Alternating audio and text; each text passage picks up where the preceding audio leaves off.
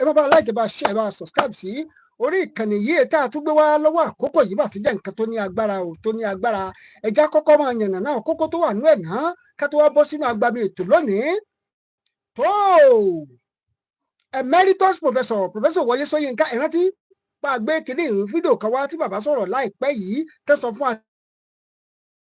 Nàìjíríà kálukú máa bá tiẹ̀ lọ jẹ́ kí kálukú máa dórúkọ ìyá ẹ̀ kó máa dórúkọ bàbá ẹ̀ ẹ̀rántí níjọ́ yẹn náà lọ́rùn tá a gbé ètò yìí wá tá a ní emeritus professor wọ́n ti sọ ọ̀rọ̀ gbáǹkọ́gbì wọ́n sọ ọ̀rọ̀ gbáǹkọ́gbì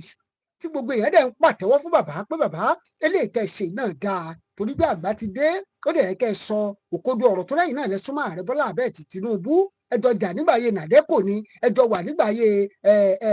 nàdẹ́kò tó fi dé pẹ́ ń jà fún ẹ̀tọ́ nígbà ayé tẹ́ ń ṣe rédíò Kudrat àti gbogbo àwọn nǹkan tẹ́yìn náà ń ṣe láyé ìgbà yẹn ẹ̀yin àti aṣíwájú Bọ́lá Ahmed Tinubu náà ni àti gbogbo tó fi dé orí àwọn Afẹ́nifẹ́re nígbà náà lọ́hùn-ún ọ̀pọ̀lọpọ̀ yẹn náà ló ti wá ń sọ tẹ́tí wá ń sọ báyìí ò pé tó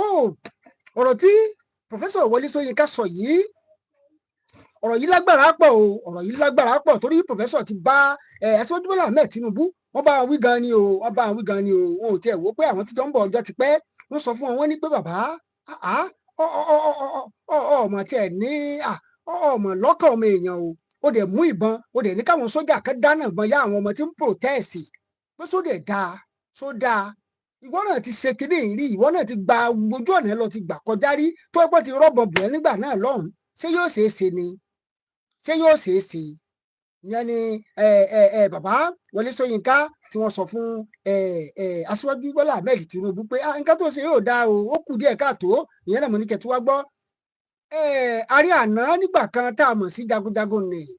jẹ́ pé kaba ti ń dárúkọ pé wọ́n ń dìtẹ̀ gbàjọba ẹ̀ ti mọ ẹni tá à ń bá wí ìyẹn ni General Ibrahim Babangida ó ti sọ̀rọ̀ kan o ọ̀rọ̀ tó tún sọ yẹn ló ń jà rìnrìn lọ́wọ́lọ́wọ́ báyìí o pé aṣíwájú Bọ́lá Ahmed Tinubu pé bó ṣe ń bá a lọ ìwọ padà gbàjọba lọ́wọ́ ẹ̀ náà ni àwọn ọmọ ológun ó gbàjọba gbogbo ẹ̀ pátápátá lẹ́gbọ̀ọ́ Àìṣà Yẹ́sùfù tó ń jà fẹ́tọ̀ ọmọ èèyàn náà kí ló ń gan wí lórí ọ̀rọ̀ tó wà nílẹ̀ yìí gbogbo ẹ̀ náà lágbọ́ lórí ètò lónìí ẹ bá like ẹ bá share ẹ bá subscribe sí orí ìkànnì yìí torí ètò ti bẹ̀rẹ̀ náà nìyẹn bẹ́ẹ̀ tí wọlé ẹ má bá like ẹ má bá tẹ̀ sójú ẹ̀ ẹ jẹ́ kó máa lọ fáà káàkiri orígun mẹ́rẹ̀ẹ̀rin àgbáńlá ayé náà ni ẹ ò kí ó bá ti gbóná tó ń jáde ní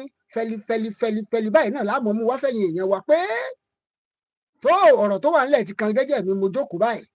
n tó fi lè mú bàbá 90 years tó fi sọ̀rọ̀ wọ́n sọ̀rọ̀ jáde o wọ́n ní nǹkan tẹ́síwájú ṣe yìí ò dáa rárá kò dáa rárá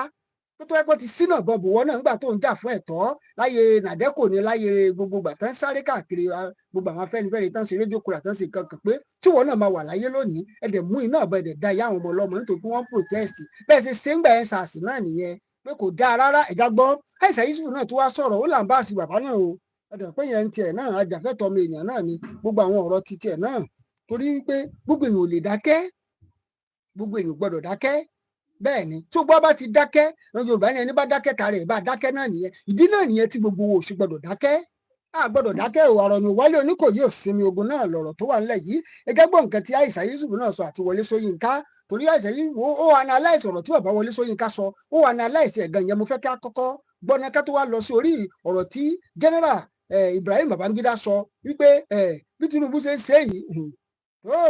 ṣe nǹkan àwọn tó bá ti rógun rí wọ́n ti mọ̀ bó ṣe rí wọ́n ti mọ̀ bó ṣe rí pé tó bó ṣe rí nígbà tára ilé wa náà ń ṣe nígbà 1983 àbí 82 nìyẹn kó tó ìpọ́n gbà lọ́wọ́ ẹ̀ ó yá ẹjẹ́ gbọ́ nǹkan tí Àìṣà Yẹ́sùfù sọ ní. tá a bá wá padà dé. Did you read what I read? Did you see what I saw? Wole Soyinka has finally found his voice in this administration, and we have People's Gazette saying Soyinka condemns Tinubu's speech encouraging police brutality, warns of potential revolution. I've said it before and I will say it again. Revolution is imminent in Nigeria. It's either a bloody revolution or a bloodless revolution. A bloodless revolution is the one that you're trying to change the system and putting things in place to make Nigeria work. And I tell everybody, the 2023 election was a bloodless revolution when Nigerians came out and they said they were going to choose someone whom they believe was going to do right by Nigeria. But guess what happened? The whole election was rigged, and then the judiciary legitimized the illegitimacy that was on the stealing and the theft that was done. Hey, a bloody revolution, on the other hand, is the one that people are going to get angry one day. They're going to be on the street. They are going to come after every one of us. You and I are the first victims because we are the ones closest to them. And I've always said this, the funniest thing of all of this, the most heartbreaking thing, not even the funniest, the heartbreaking thing of all of this, is that the politicians who have caused this problem, when this happens, most of them, you know what they're going to do? They're going to get on their private jets and jet out run away. And they're going to leave you and I alone, facing the brunt of whatever it is that is in this country. And for someone to say, oh, I mean, I'm not in government, I don't make money, so I'm not. But you see, the thing is that those people, they don't see that. The poor don't see you are not in government. The fact that you have a clean shirt, you have a good food, you have a good car, you have a job set, makes you a perpetrator as far as they are concerned. As far as they are concerned, you're the reason why whatever government is doing is not getting to you. And most of these politicians that we have, their families, their wives, their children, they're abroad. Citizenship, even if they don't have citizenship, maybe because of the role they play in the nation, the law doesn't allow them to have citizenship. If they're going to play that or one thing or the other, they have their families, they have this thing. That we now invoke certain rights on them. So it's in our interest for this Nigeria to work. But let me not digress too much. Let me not digress from the main issue. The main of the coup. Anytime I laugh, I just think about the fact that if I'm going to run for president, guess what they will do? They will first of all put out all of this, my laughter. The way I used to laugh, and the way that she used to laugh, just like what they are doing to Kamala Harris right now. But anyway, back to Wole Soyinka.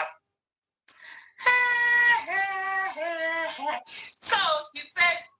the serving of bullets where bread is pleaded is imminent retrogression, and we know what that eventually proves, said Mr. Soyinka. No matter how you try to defend Tinubu, Tinubu is a terrorist that is here terrorizing Nigerians and killing Nigerian citizens, using the state money, the state resources, state security agents to do that. It's as simple as ABCD. There's no how anyone can defend what cannot be defended. And I think Mr. Wole Soyinka has gotten to that place where he sees the matter, it don't become Coup. Nobel laureate Wole Soyinka, according to People's Gazette, has rebuked Bola Tinubu's Sunday broadcast for failing to address police and SSS deployment of lethal force to quell end hunger demonstrations, which began on August 1st and are scheduled to last 10 days. Imagine, Nigeria has been reduced to doing hunger protests. And when you truly look at the people protesting, you can see the hunger. It's not that people are lying or whatever. That's how bad Nigeria has been reduced. Mr. Soyinka, 90, a long-term ally of Tinubu, said Mr. Tinubu's neglect to address the matter in his minutes-long broadcast could be seen as endorsing and empowering security agencies to continue towing the path of impunity. Who sent them in the first place? This is the bad part. They try to the certificate forger in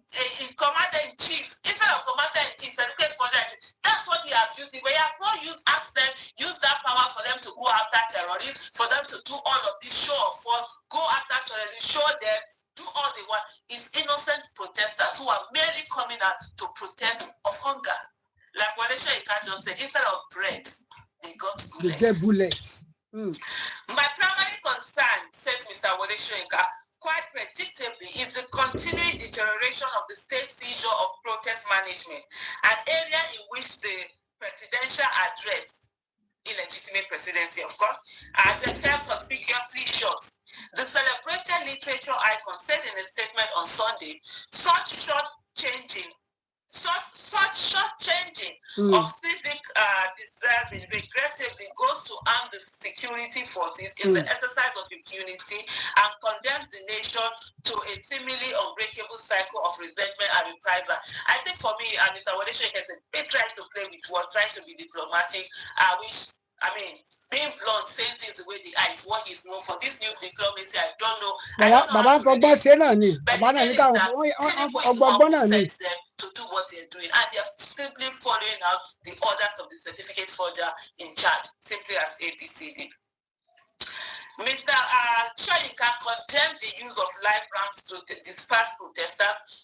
noting that the protest itself was not unique to Nigeria alone. Recounting how similar nationwide protests took place in France as recently as 2022 and 2023. Live bullets as state response to live that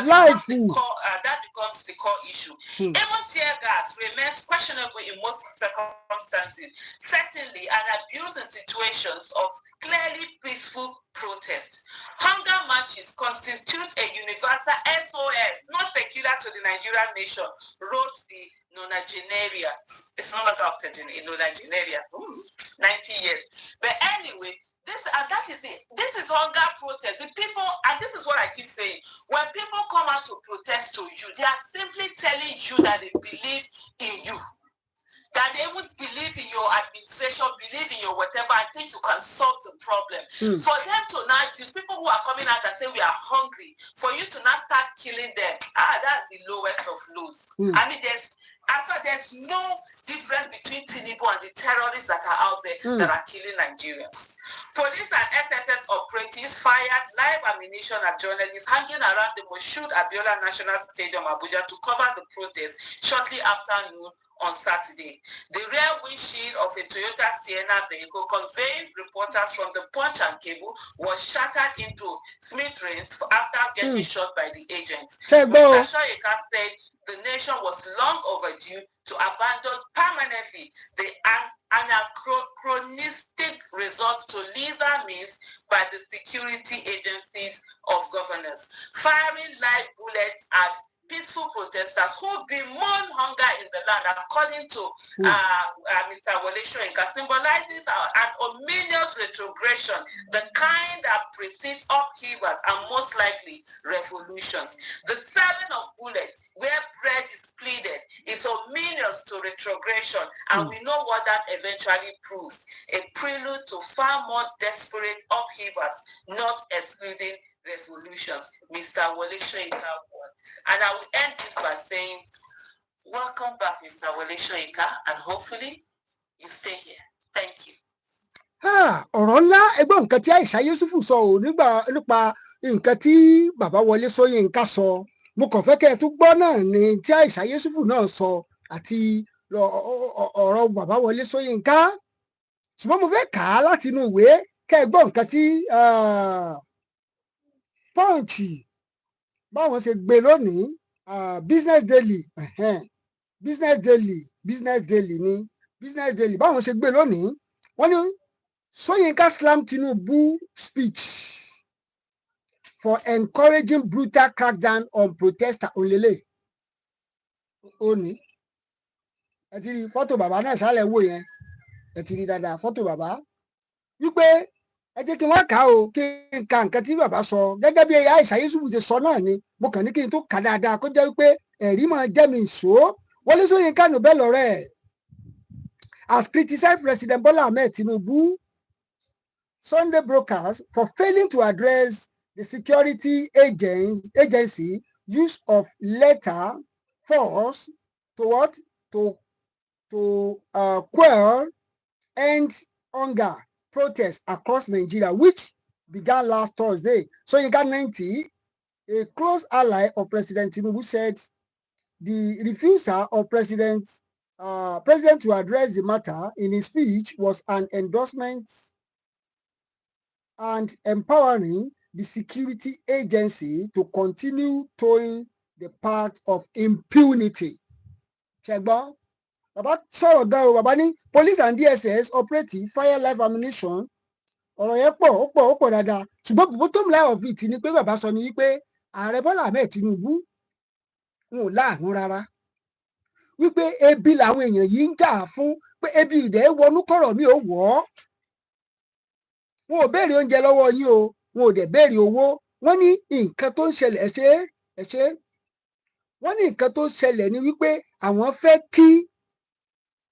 nǹkan kó máa rọrùn, kí ìgbé ayé kó rọrùn, káwọn má bàa máa tọrọ jẹ, káwọn má bàa máa jalè. Ẹ̀mí kí tó yẹ bá jalè ń sìn wọ́n á mú wọ́n á rán lẹ́wọ̀n. abẹ́ẹ̀mọ̀ ni ẹni bá jalè Nàìjíríà ní ìsìn ìwù kó jí nǹkan ẹ̀wọ̀n tí wọn ò lè fáwọn tó jí bílíọ̀nsì náà máa fún ìdí nìyẹn táwọn èèyàn sọ pé ókè ó fáwọn lóúnjẹ mo sọ fún yín náà ìjọ fojú àwọn èèyàn rí lọ́jọ́ ta mo sọ fún yín àti ẹ̀dúpẹ́ pé àwọn bàbá yìí náà wọ́n lè ń sọ̀rọ̀ síta wọ́n lè ń sọ̀rọ̀ sókè wọ́n lè Ṣóyínká sọ wípé àwọn ènìyàn yìí ń béèrè fún oúnjẹ ni oúnjẹ náà ń béèrè fún báyé wọn ò sì dáa náà ń béèrè fún ìgbáyé gbádùn ní nǹkan tó ń béèrè fún wọn ò sọ wípé kẹ́ ẹ máa pín owó fáwọn ohun òde sọ pé àwọn fẹ́ contest wò láwọn fẹ́ gbégbó òṣèlú pé ìwọ náà ṣe jù báyìí lọ láyé nàdẹ́kò báwọn ọmọ bẹ́ẹ̀ sì gbógun ti àwọn sọ́jà láyé ìgbà náà tí bàbá Wọlé Ṣóyínká sọ nìyẹn o àwọn ọmọ bẹ́ẹ̀ sì gbógun tì wọ́n àwọn ọmọ bíi gbogbo ipa káfẹ́nifẹ́re àti nàdẹ́kò àti gbogbo yín ipa tẹ́ ẹ kó nígbà náà ó sì wá jẹ́sì tó wọ́n ti fìbọn wọ́n ti fìbọn náà wọ́n ti fi dára sí kíní tá ti fi ṣe ẹ̀yin náà máa dà rẹ lónìí. ẹ ṣe Ògúnléyè Akeem ẹ ṣe torí nǹkan táwọn ṣe mú wá náà lẹ́sẹ̀sẹ̀ rí yìí òun náà làṣẹ máa mú wá sódà yìí òyìn ló lè máa rí tọ́lá wọn kan torí ẹmọrísì tí mo ṣe máa ń gbé àwọn ìròyìn wọn Nàìjíríà wá ọ̀pọ̀lọpọ̀ ń wò wá pàṣẹ ju wá ti pọ̀ jù wọ́n láṣẹ ju wá ti pọ̀ jù àṣàǹtẹnimọ́kẹ́ Yorùbá ni sani Yorùbá ni sani Yorùbá ni sani Yorùbá ni sani wọ́n láṣẹ ju wá ti pọ̀ jù pé àṣàǹtẹnumọ́ àwọn nǹkan kan àtẹnumọ́ àwọn nǹkan kan ó dẹ̀ lè rí iye o tó wá lè wọ́ọ̀kì sí ẹ bá fi sí comment section tó lè wọ́ọ̀kì báyìí nígbà tá à ń sọ ọ̀pọ̀lọpọ̀ àmọ́ rò pa aláṣejù ni wọ́n fẹ́ ṣe kíní kan wọ́n fẹ́ dorílẹ̀-èdè rú ẹ̀dẹ̀ mọ̀ pé ìran Yorùbá àwọn òun ṣe oníjàgídíjàgan ẹni pé à ń sọ oníjàgídíjàgan bí ó ṣe dà làwa ń sáré bí gbogbo ẹ̀ ó ṣe tò bórílẹ̀-èdè ó ṣe tò ẹgbọ́n nǹkan tí bàbá Délé sọ lánàá nínú ètò tá a gbé wá Délé Fárótìmí ó ti yí everybody báyìí ó ti yí everybody torí bàbá ìjọba sọ pé Sunday Igboho is a movement is a religion wọ́n máa ní ẹ ń dárúkọ Sunday Igboho náà gbogbo gbà sọ nìkan ló wà ń bẹ̀ ní sọ nìkan ló wà ń bẹ̀ ó ti ń yé kálukú náà sìn ṣé bí nǹkan tí olóyè ń jà fún tí wọ́n ní pé kéde kan ṣé bó náà lọ́wọ́ ń padà ń ṣẹlẹ̀ yìí wọ́n Nàìjíríà ò lè pè wá ẹ jẹ́ kí kálukú máa lọ a ṣètò kan lánàá mo ń sọ nígbà tí sẹ́nítọ̀ yẹn bẹ̀rẹ̀ sí ní pariwo àwọn èèyàn aráàlú òun àwọn kinní kan mo lẹ́ni bàjọ́ ká bá mo ti ṣèwádìí sẹ́nítọ̀ yẹn wọ́n ní láti Kogi ló ti wá pé Smart Adéyẹmí ni bóun ló sọ̀rọ̀ yẹn inú mi dùn gan pé yàrá Kogi ẹ̀yin náà ti dára wa báyìí inú mi á máa dùn ara mi á máa yá gágá tí n bá ti rí nǹkan tó ń gbé mi tó máa múnú mi dùn pé yàrá Kogi mo kí yín okun o mo kí yín gbogbo ẹ̀yin ará Kogi mo kí yín okun o mo kí yín gan ni torí wípé ẹ̀yin náà ti ń jáde báyìí ti ń sọ̀rọ̀ tán ó kàn kó àwọn sẹ́nítọ̀ látọ̀ṣun ó kó àwọn sẹ́nítọ̀ látògùn ó kó àwọn sẹ́nítọ̀ látọ̀yọ́ káwọn náà sọ̀rọ̀ kọ́mọ ya gbẹ̀wù dání káwọn náà sọ̀rọ̀ síta ayé sọ̀rọ̀ sókè la wà yìí kí Yorùbá lè lọ bẹ́ẹ̀ ni ẹ ṣe é kí Yorùbá lè lọ náà là ń pariwo ẹgbọ́n nǹkan tí bàbá sọ ń sìn kò dáa ẹ dẹ̀ mú ìbọn live bullet kẹ́ẹ̀dẹ̀ mọ̀ pé mi ò láàrọ̀ àwọn èèyàn wíkẹ́ẹ̀dì o ẹni tó máa ń dùn mí jù náà ni pé ṣe ráwọn ọlọ́pàá ẹ̀ ebi ń pa wọn náà o ebi ń pa wọn ṣe rí bàtà wà lọ́jọ́ ta ní ọjọ́ wo nìyẹn day 3 ìjẹta kọ́ nìyẹn ọjọ́ Saturday ká lọ sí ọjọ́ tàbí lọ́ọ́ ti protest níbi tí mo dúró sí tí mo ti ń record event yẹn live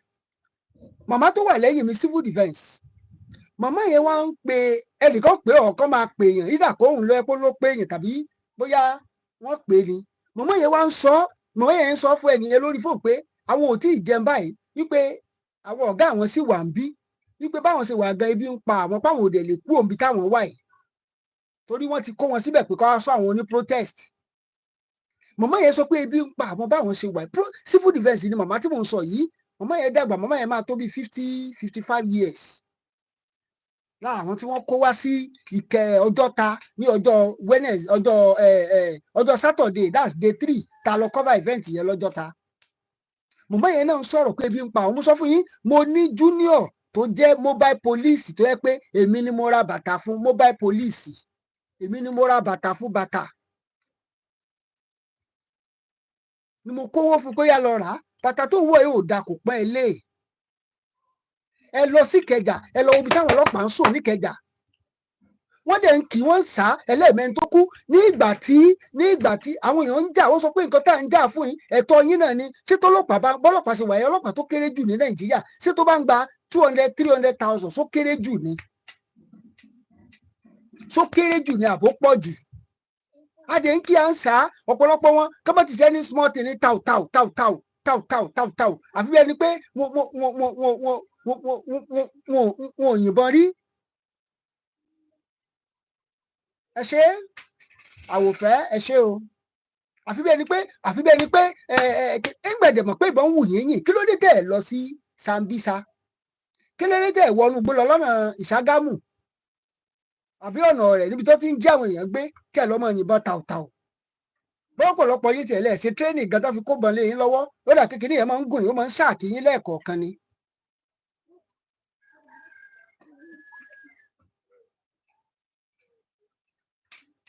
ẹ bọ́ bá aláìkè tó ẹ̀jẹ̀ bá wa ṣí àrẹ̀ bàbá Wọlé Ṣóyínká ẹ̀jẹ̀ wọn tún sọ olórí ní ìgbà kan rí ìyẹn ní general Ibrahim Babangida bàbá ti sọ̀rọ̀ o bàbá tó ti sọ̀rọ̀ ọ̀rọ̀ tó sọ náà lẹ́ ń wò yìí ẹ jẹ́ sáré fi hàn wá wọ́n ní breaking IBB speaks on return of military rule olele IBB speak on return of military rule ẹ jẹ́ kí n wá kà á kẹ́ gbọ́ nǹkan tó sọ o former military president General Ibrahim Babangida has reacted to a social media post alleging that okay ẹ máa gbọ́ ẹni sùúrù mo fẹ́ kà dáadáa náà ní sódà kó lè yí wa dáadáa reacted to the social media post that he endorsed the virtue of military dictatorship over democracy. The post, which has since gone viral on X, also insinuated that the former head of state was eating on the possible return of militaries instead of the democracy. Though bàbá tí ń dìbọn kọ̀rọ̀ ipá àwọn ò sọ bẹ́ẹ̀ ṣàmọ̀ wípé náà kálukú náà mọ̀ wọ́n náà ló ti sọ pé kinní ni báwọn ò sọ bẹ́ẹ̀ ṣùgbọ́n ọ̀rọ̀ yìí ti kárí báyìí tọ́pọ̀lọpọ̀ tí ń gbé ipò yẹnu pé lóòótọ́ ni bàbá sọ ọ́ ṣàpé kò ń ṣègbà kíní kì í ṣègbà kejì táwọn èèyàn ti sọ pé yóò ṣẹlẹ̀ okay now tó bá jẹ́ pé bàbá ò bá mọ̀ sọ̀rọ̀ iná tó tọ́ ṣé mọ̀ wípé ṣé mọ̀ wọ́n tì nípa àwọn haúsá ni wípé ẹ̀sẹ̀ ìdédé sẹ́lẹ́sẹ́ lọ́rọ̀ àwọn haúsá yẹn o haúsá ò lè àwọn ọmọ haúsá yẹn ò lè dá nǹkan ṣe tí ò bá ṣe pé bá lọ́wọ́ àwọn aṣíwájú wọn nú kí ló dé nínú ìròyìn tá a mú wá láàárọ̀ yìí tí wọ́n fi lọ mú Russia flag tán fi nà káàkiri torí wọ́n ń dìnnà rẹ̀ ń sè wọ́n láwọn ò sọ bẹ́ẹ̀ ṣùgbọ́n ó jọ gàtẹ́ kò jọ gàtẹ́ bẹ́sẹ̀ Yorùbá wọ́n ló fẹsẹ̀ méjèèjì tiro ó jọ gàtẹ́ ò jọ gàtẹ́ Yorùbá bọ̀ wọ́n dẹ̀ ní eégún àtiro ó wọlé kìdíkà àtiro ó jáde sẹ́mọ̀ pé ó jọra wọn náà bọ̀ lóòótọ́ lẹ lẹ́ẹ̀ sọ́pọ́ọ̀tì ẹ̀ lóòótọ́ lẹ sọ wípé sọ́pọ́ọ̀tì coup plot coup d'etat or coup plot ṣùgbọ́n body language ẹ̀yin northerners yìí ló ń fi yé wa pé ẹ sáàfẹ́ kí wọ́n lé ààrẹ Bọ́lá Ahmed Tinubu kò lórí oyè ni body language yín ó ń fi yé wa pé ẹ sáàfẹ́ kan lé ààrẹ Bọ́lá Ahmed Tinubu kò lórí oyè ṣùgbọ́n Yorùbá náà wá pòwe kan wọ́n ní tó bá ń tì ẹ́ sígbó ìwọ náà ti ra ààrẹ sọ́nà bẹ́ẹ̀ lọ́rọ̀ ààrẹ Bọ́lá Ahmed Tinubu tí àwọn èèyàn náà ẹ̀yin náà wo speech yẹn náà ṣe bí èèyàn yín náà ló sọ̀rọ̀ báyìí Wọlé Ṣóyínká náà sálẹ̀ tó Wọlé Ṣóyínká tó jẹ́ tiyín ẹjọ́ ṣe nàdẹ́kò ni ẹjọ́ ṣe Afẹ́nifẹ́re ni ẹjọ́ ṣe gbogbo ẹ̀ náà ni bàbá náà sọ fún yín asámùgbà tí ẹ̀yin náà tẹ́ ẹ dá rédíò Kudrat sílẹ̀ ẹ̀yin tí ẹ bá ti tẹ̀ dàgbà díẹ̀ ẹ mọ̀ nǹkan tí mò ń sọ ìtàn pè ní rédíò Kudrat àmọ́ ipa tí bàbá Bọ́lá Ahmed Tinubu kó àmọ́ ipa tí bàbá Wọlé Ṣóyínká professor emeritus àmọ́ ipa táwọn náà kó gbogbo àwọn bàbá yẹn Abraham Adésọyà ni gbogbo àwọn Bọ́lá Ìgè ni àmọ́ ipa tí wọ́n kó lórí ọ̀rọ̀ rédíò Kudrat lórí ọ̀rọ̀ ìgbà tán fojú àwọn sójà náà rí mọ̀ bó ń gbà yẹn lọ́hùn-ún bọ́mọ ò bá sà bá tàn yóò bá àrọ́bà náà là ń sọ ń sìn yín torí wípé òun náà ni bàbá náà ṣe wá ń sọ pé ìbọn tẹ́ ẹ ń yìn fáwọn èèyàn yóò dáa àdéhùn àwọn pa àwọn èèyàn l'Ábùjá wọ́n pa àwọn èèyàn nílẹ̀ Haúsá according to the news wọ́n náà ti pa over more than 67 plus more than 67 tó yẹ kó rí bẹ́ẹ̀ wọ́n ń béèrè fún oúnjẹ ni wọn ò ní ẹ fáwọn lówó wọn ò ní ẹ pín owó síta ẹ wá ní káwọn èèyàn dákẹ́ kí wọ́n má protest mọ́ àwọn nọ́ọ̀tì ọ̀nà tẹ́lẹ̀ sọ pé kíní kan àwọn nọ́ọ̀tì yìí náà àwọn náà ni wọ́n lọ ń kó ẹran jẹko tí wọ́n máa kẹ́ran jẹko wọ́n mọ̀ pé tó bá ti kẹ́ran jẹko tán ẹ̀yin èèyàn ẹ̀ ní choice kò sí nǹkan tẹ́ fẹ́ ṣe ju wípé ẹ padà fokólẹ̀ náà ni òun náà ló wá ń ṣẹlẹ̀ sìn kálukú fokólẹ̀ báyìí òbí wá dé tóbi ọdún ìlàrí ẹjọ́ lọ́dún tí ń bọ̀ ẹ̀ tún wo nǹkan tí ó ṣẹlẹ̀ lọ́dún tí ń bọ̀ tọdún ìlàrí báyìí o tọdún tí ń bọ̀ wá ń kọ́ báwo ló ṣe wá fẹ́ rí ọlọ́mọdé ò lè mọ́ wa o ìlú ò ní lè mọ́ wa o kò ní burú fún wa o ẹ rí gbogbo ẹ̀ bó ṣe wá ń rí báyìí àwa náà láde mọ́ ń pòwe pé ọmọ ẹni ò ní ṣèdí bẹ̀bẹ̀rẹ̀ káfílẹ̀kẹ̀ síjọ ọmọ ẹlòmíì nígbà tọmọ tiwọ̀ wá gbèdì dúró ń kọ́ báyìí o ṣé kò tó àmọ́ léwu báyìí nígbà tọmọ wá wá kọ̀ tí ò gbèdì dúró ṣé kò mọ́ léwu báyìí ṣé kò burú báyìí. wọ́n wá ń deny wọ́n ní ẹ lọ àrẹ́sì ẹni tó gbé fúláàgì ẹ lọ àrẹ́sì abẹ́ẹ̀rí inú sí ẹni pọ́n náà àrẹ́sì ẹni tó gbé fúláàgì Russia ókè fúláàgì yẹn ṣe bíbì kan ló gbà wọlé Niger àbí ẹwí ẹni Niger kó tó di pé mílítírì gbàjọba kí náà ṣe àwọn náà na fúláàgì sókè ṣe é rántí Burkina Faso kó tó di pé gbàjọba àwọn náà na fúláàgì sókè Mali kó tó di pé gbàjọba àwọn náà na fúláàgì Russia sókè there is no coincidence it's deliberate action ni wọ́n ń sọ fún bàbá nìyẹn ṣé mọ̀ pé Yorùbá bò wọ́n ní tí onílé bá ń fi àparí iṣu tó bá fi ń han àlejò ó ń sọ fún àlejò yẹn nìyẹn pé tó ilé tó lọ náà nìyẹn o nǹkan tó ń ṣe fún aṣíwájú nìyẹn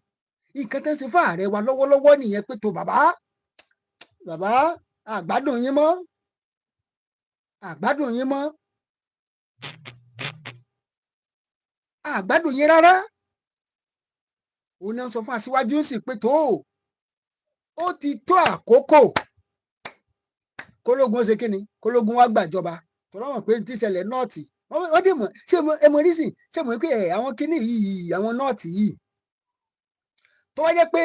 àwọn ọmọ Yorùbá ló jẹ́ top high rank officer tẹ́kọ́ tó bá gbàjọba yìí ó máa kàn ní ṣé àwọn kò wọ́n ní clamor for kíkọ́ gbàjọba because ó mọ̀ pé tẹ́ bá padà gbàjọba yìí náà àwọn Fúlàní náà ló wà ní high rank tó wà ní top position ọmọ Yorùbá ẹ jí ẹ má sùn ẹ má jẹ́ ká sùn ẹ ṣe Pastor Peter Sunday Sam ẹ ṣe ẹ má yóò dájú bàbá nǹkan kan làwọn náà dẹ̀ ń béèrè fún nílẹ̀ Yorùbá báyìí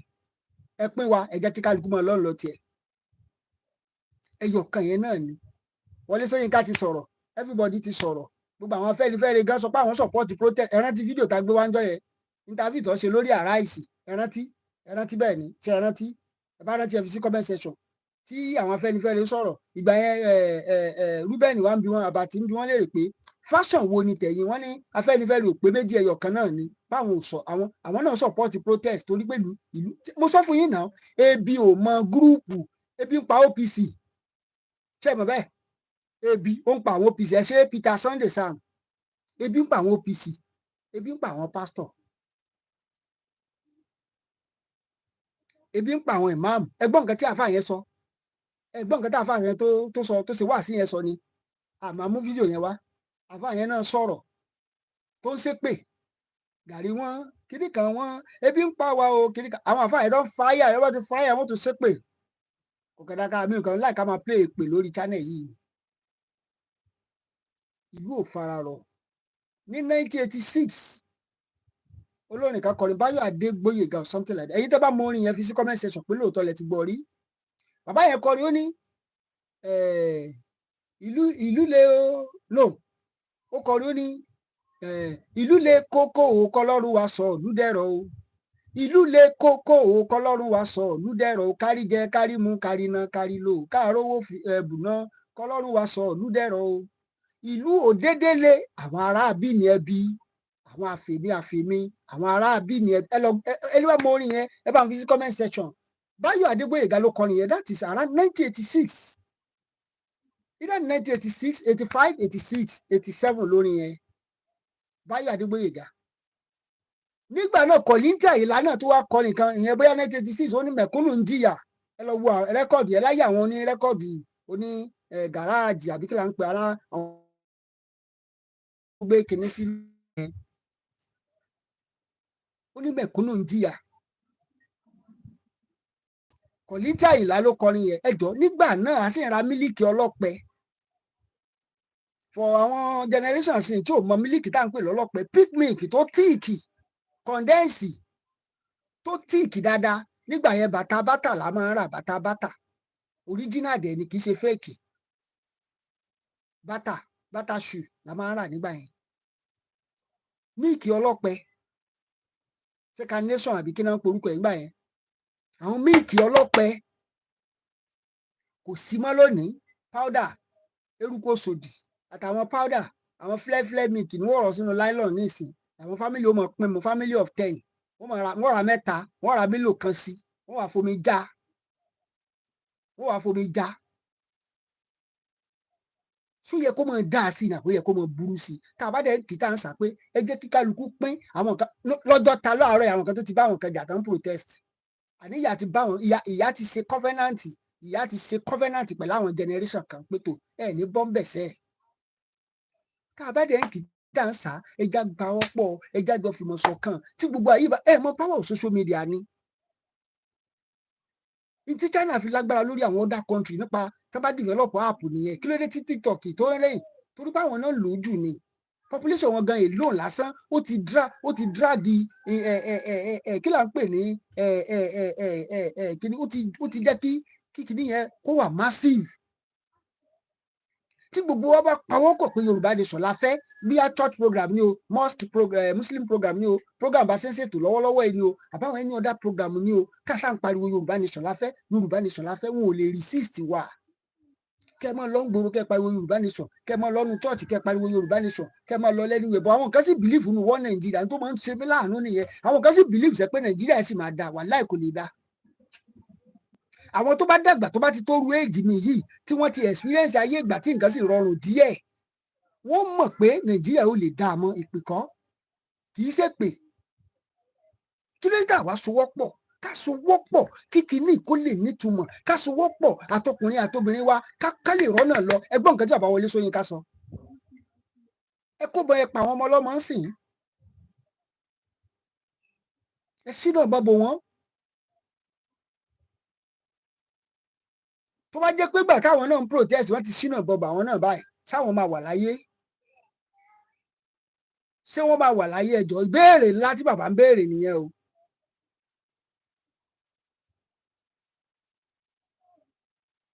kò sígbà tí sójà ò ní gbàjọba bí ó ṣe ń lọ yìí ẹ mọ̀ páwọn nọ́ọ̀tì náà ló máa instigate kí sójà gbàjọba àwọn dẹ̀ mọ̀ páwọn náà làwọn wà ní high rank officer kò sí ẹ̀rọ mú Russia flag ẹ̀ ń bẹ̀rẹ̀ sí ní fly tó ṣe ṣe láwọn other country yẹn nìyẹn tán fi gbàjọba orílẹ̀-èdè ni wọ́n ti ń wọ́ọ̀nù wọn báyìí pé bàbá sójà máa gbàjọba lọ́wọ́ yín ẹ jẹ́ kí wá sọ nǹkan kan fún wa ní ìgbà tí Buhari tó ṣe ìjọba alákọ̀ọ́kọ́ tó ṣe rán dáradára 1982 àbí 83 kọ́ nìyẹn òun ló fà á tí wọ́n ṣe gbàjọba lọ́wọ́ ẹ̀ òun ló fà á bó ṣe rán dáradára gbà yẹn náà nìyẹn bó ṣe jẹ́ sójà náà tó fi gbàjọba lọ́wọ́ ẹ̀ torí láyé ìgbà tí Buhari ṣe ìjọba náà ìjọba àkọ́kọ́ ọ̀pọ̀lọpọ̀ ló pokùnso ẹ lọ wádìí dáadáa ọ̀rọ̀ tí mò ń sọ yìí èyí máa jẹ́ mi ìṣó ní gbogbo nǹkan táwa bá ń ṣe lórí ètò ọ̀pọ̀lọpọ̀ tó ń ta mo mọ ẹnìkan bàbá ẹnìkan tó ń ta ní wọ́n pè bìkan ní onírin àbí kí là ń pè nìbàdàn bàbá yìí ò balance dòní bàbá yìí tí mo sọ ti dàgbà over 90 years àwọn pọ́lísì wèrè àwọn pọ́lísì àdánù àwọn pọ́lísì orí burúkú àwọn pọ́lísì jẹ́ pé ní Buhari ṣe láyé ìgbà ọ̀pọ̀lọpọ̀ ń wò pé Buhari yẹn tó dé ìdí àgbọn ló tún mú àwọn nǹkan gidi wá tẹ́ pé tó dé ìdí àgbọn làwọn èèyàn ń rí nígbà tí Ọbásanjọ́ dórí oyè kárí pé tó dé ìdí àgbọn yẹn lè kọ̀ǹtẹ́ẹ̀sì ẹni pé máa yẹn wọ́n ṣe kí ni wọ́n yá mútu ẹ̀ torí Túndé ìdí àgbọn wá hàn sáwọn èèyàn pé Túndé ìdí àgbọn from Kwara State ìyẹn ni òun gangan ni ògbóǹtarìgì tó ṣiṣẹ́ jù láyé Buhari. Ọ̀pọ̀lọpọ̀ ló di ẹdun arinlẹ̀ tú Buhari policy tó ṣe nígbà náà kó tó di pé àwọn Babangida wá gbàjọba kó lọ́wọ́ ẹ̀. ṣé bá ṣe mọ bá a lọ lélẹ̀ torí tí mo ṣe máa ń mú àwọn ìtàn yẹn wálé ẹ̀kọ̀ọ̀kan ni wípé ọ̀pọ̀lọpọ̀ àwọn èèyàn tó ṣẹ̀ ń gbọ́ ètò wa tí ó tó ṣẹ̀ ń join wa wọ́n mọ̀ wò pé kí ló dé tá a látẹnumọ́ jù yìí ṣùgbọ́n ẹni tí ò bá gbọ́ tí ò bá ìtàn ó gbọ́dọ̀ bá àrọ́bá sì ni bàbá ìtàn ó làwa ṣe máa ń mú wá ká kọ́kọ́ mú àrọ́bá yẹn ká mú ìtàn àrọ́bá yẹn wá sódà ẹ lè mọ̀ wípé tá a bá mú ti ẹ̀yìn wá ẹgbọ́n nǹkan tí bàbá Délé sọ lánàá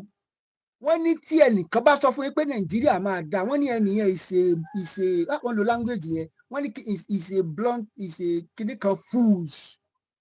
pé fools is a fool for life pé tí ẹnìkan bá sọ fún yín pé Nàìjíríà sì máa dá.